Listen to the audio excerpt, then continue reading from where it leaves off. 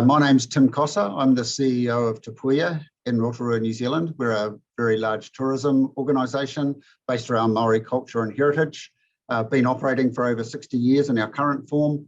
Obviously been through a lot of changes in the last few years with COVID, but coming back to life again now.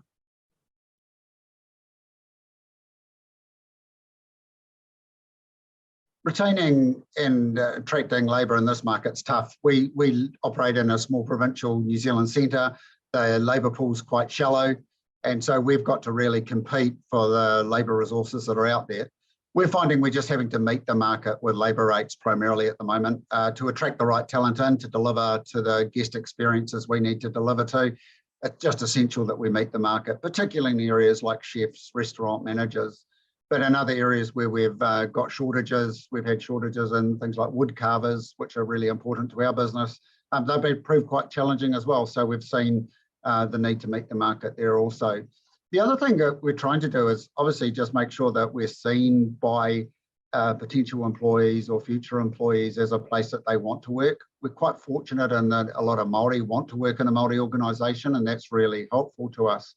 But we are doing things a little bit differently. Every day nowadays we have karakia, which is a prayer session in the morning, brings the team together. We find our team really value that, and newcomers to our team really value it. And the other thing we've introduced, and we'll probably do more of, is we do a team Friday lunch every Friday now for our team, something we put on for them.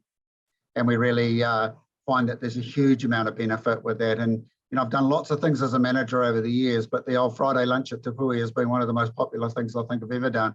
So it's good to, it's good to be talking to the team like that. And our people, the Māori people we employ, really value that stuff. So that's the stuff we've got to focus on.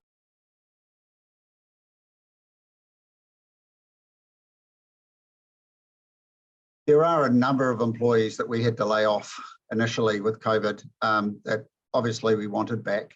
And we've been attracting them back progressively through time. Some of them came back immediately once we were able to reopen after the first lockdown. But a number of them have been slowly dribbling back over the time since, over the last couple of years. We certainly have a number of former staff members that want to come back, and we're interviewing them progressively as we build back. A lot of those staff we do need back in our business because they hold a lot of the intellectual property that we think we need for the future. But obviously we want to blend that with some new talent as well. So that's the opportunity we have. We certainly love some of our chefs and restaurant managers and the like from the past to come back, but I think for now they've been lost to the industry. We're also finding it a bit tough in areas like cultural performers and things like that. It's a little bit, that market's been affected. So we're doing what we can to put it back and paying and making sure we just pay competitive rates of pay up against other industries. That's what we've got to do to meet that.